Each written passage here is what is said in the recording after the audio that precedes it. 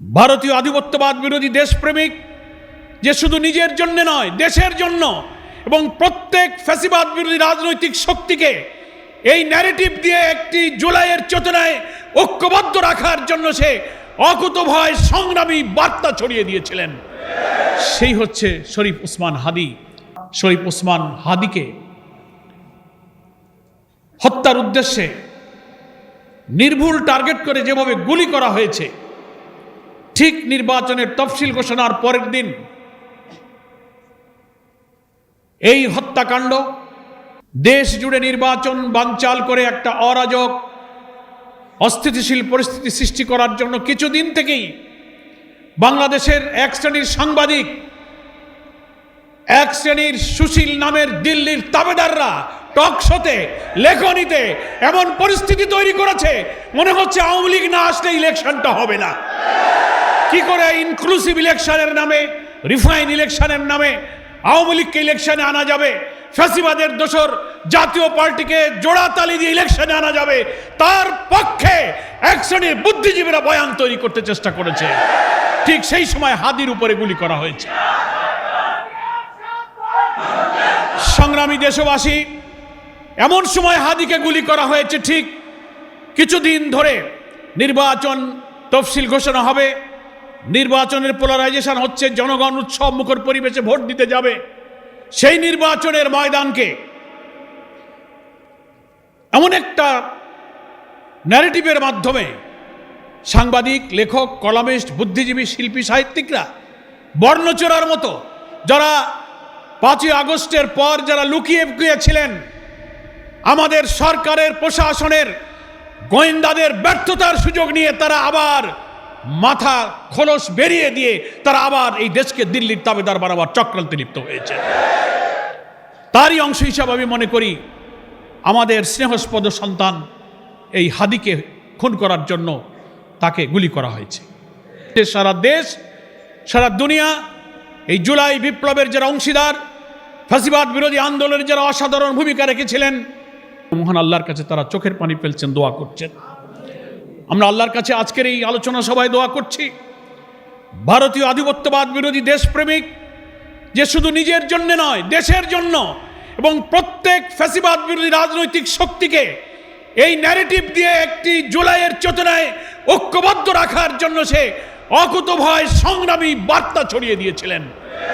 সেই হচ্ছে শরীফ ওসমান হাদি। আমরা মনে করি এই দেশের স্বাধীনতা, আমাদের জাতিসত্তা, আমাদের অখণ্ডতাকে রক্ষার প্রয়োজনে হাদির মতো এই সংগ্রামী মৃত্যুঞ্জয়ী বীরের বেঁচে থাকা প্রয়োজন। আল্লাহ তাআলার কাছে আমরা সেই দোয়া করছি। একটি জাতি, একটি সভ্যতা বিনির্মাণে যারা অসাধারণ ভূমিকা রেখে থাকেন, কবি, সাংবাদিক, সাহিত্যিক, লেখক, শিল্পী, বাংলাদেশের এই সম্পদকে কারা স্বাধীনতার অর্থাৎ বিজয়ের প্রাক্কালে হত্যা করেছিল, পরিকল্পিত বেছে বেছে নৃশংসভাবে খুন করেছিল, 54 বছর পেরিয়ে গেলেও বুদ্ধিজীবী হত্যার এই রহস্য আজও উন্মোচিত হয়নি। ঢালাওভাবে এদেশের রাজনীতির অঙ্গনে বাইরে থেকে যারা গুটি চালিয়ে বাংলাদেশের নতুন নতুন রাজনীতির বয়ান বা ন্যারেটিভ তৈরি করেন, এদেশের দিল্লির তাবেদাররা বুদ্ধিজীবী হত্যার ঘটনা নিয়ে তাদের প্রথাগতভাবে সমস্ত দায় দায়িত্ব ঘৃণিতভাবে জামাত ইসলামীর উপরে চাপাবার যে চেষ্টা করেছেন, তিলে তিলে ইতিহাসের অনেক ইতিহাস এবং তথ্য আবিষ্কার হচ্ছে যে এই হত্যার পিছনে দিল্লির পরিকল্পিত ষড়যন্ত্রের ভিত্তিতে ভারতীয়রা আমাদের এই সেরা সন্তানকে হত্যা করেছে। আজকে এমন সময় আমরা এই আলোচনা সভায় মিলিত হয়েছি, আমাদের জাতির সম্পদ 24শে জুলাই আন্দোলনের অকুতোভয় মৃত্যুঞ্জয়ী যোদ্ধা। আমরা দেখেছি অতীতে স্বাধীনতা দিবস, বুদ্ধিজীবী দিবস, বুদ্ধিজীবী হত্যা, ইভেন দেশে যদি একটা সাধারণ কোনো হত্যাকাণ্ড যদি কোনো জায়গায় ঘটে, কোনো মারামারি হয়, আমরা তৎকালীন যারা রাষ্ট্রের দায়িত্ব ছিল, সরকারি ছিল, তারা কোনো প্রকার পূর্ব তদন্ত ছাড়াই, কোনো প্রকার কোনো খোঁজখবর নেওয়া ছাড়াই এক কথায় বলে দিত এটার সাথে জামাত শিবির জড়িত। ইভেন কোথাও যদি কেউ ট্রাক অ্যাক্সিডেন্ট করে মারা যেত, তাইলে বলতো এটার পেছনে জামাত শিবিরের হাত আছে। বিল্ডিং দোষে পড়লে বলতো এটা জামাত শিবির দোষে ফেলাই দিছে। এরকম ব্লেম গেম করতে করতে আসলে আগের সরকারের প্রধানমন্ত্রী থেকে শুরু করে মন্ত্রী পরিষদের সদস্য থেকে শুরু করে পুরো সরকারের ব্যাপারটা এরকম দাঁড়িয়েছিল যে আমরা যদি জামাত শিবিরের লোকেরা সত্যি সত্যি কোনো ভুলও করতাম, জনগণ এটা বিশ্বাস করতো না, যে এটা বলতো ব্লেম গেম। জামাতকে শিবিরকে জনগণের আস্থার জায়গায় নিয়ে আসার ক্ষেত্রে সাবেক সরকারের বিরাট ভূমিকা আছে। তাদের অপরাজনীতি, তাদের অপকৌশল সম্পূর্ণরূপে দেশবাসী বুঝতে পেরেছে এবং এটা প্রত্যাখ্যান করেছে। শহীদ বুদ্ধিজীবী দিবসের আজকের দিনে আমরা বলতে চাই, শেখ হাসিনা অনেক বিচার করলো, তার বাপের হত্যার বিচার করলো, আরও অনেক বিচার করলো, তথাকথিত যুদ্ধাপরাধের নামে নিরীহ দেশপ্রেমিক ইসলামী আন্দোলনের নেতৃবৃন্দকে শহীদ করলো। কিন্তু তার সরকারের এতগুলো টার্ম সে পার করলো, তাইলে বুদ্ধিজীবী হত্যার রিপোর্ট প্রকাশ করেনি কেন, কিংবা বিচারের কোনো উদ্যোগ নেয়নি কেন? এই ব্যাপারে এখনকার বুদ্ধিজীবীরা দেশ এবং বিদেশের বিভিন্ন লেখার মাধ্যমে তারা বলেছেন, মূলত শহীদ বুদ্ধিজীবী যারা ছিলেন তারা মুক্তিযুদ্ধের পক্ষে ছিলেন, কিন্তু আওয়ামী লীগের বিরুদ্ধে ছিলেন, ভারতের বিপক্ষে ছিলেন। এজন্য বেছে বেছে বুদ্ধিজীবীদেরকে হত্যা করা হয়েছে, যাতে বাংলাদেশ মাথা উঁচু করে দাঁড়াতে না পারে। এজন্য অনেক লেখক, আজকে আমার দেশে আমি এখানে বসে বসে পড়লাম, আমাদের প্রবীণ সাংবাদিক আবুল আসার সাহেব অনেক কোটেশন এনে দেখিয়েছেন যে এর সাথে মূলত প্রতিবেশী একটি দেশ এবং বিগত দিনে বাংলাদেশ শাসন করার নামে জাতির উপরে যারা নিষ্ঠুর নির্যাতন চালিয়েছে, এই বুদ্ধিজীবী হত্যাকাণ্ডের সাথে তারাই জড়িত ছিল। সুতরাং আমাদের পরিষ্কার বক্তব্য, এখান থেকে অনেক শিক্ষণীয় বিষয় আছে। শুধু কারো বিরুদ্ধে একটা কথা বলে দিলেই মানুষ বিশ্বাস করবে, এটা মনে করার কোনো যৌক্তিক কারণ নাই। এই যে ৭১ নিয়ে, বুদ্ধিজীবী হত্যাকাণ্ড নিয়ে, জঙ্গি কার্যক্রম নিয়ে, এরপরে মানুষ খুন নিয়ে হাসিনা যত ব্লেম গেম করেছিল, জনগণ তার মুখের উপরে চপেটাঘাত করেছে, এটাকে মিথ্যা হিসাবে সাব্যস্ত করে এটাকে প্রত্যাখ্যান করেছে। এখনও কেউ কেউ সেই হাসিনার বয়ানে, ভারতীয় বয়ানে জামাতের বিরুদ্ধে যারা বক্তব্য দিচ্ছেন, তারা যদি এটা বন্ধ না করেন, অচিরেই তাদের পরিণতি হাসিনার পরিণতি হবে। এবং হাদির উপর যারা হামলা করেছে, এই হামলাকারী কিন্তু চিহ্নিত করতে হবে সরকারকে।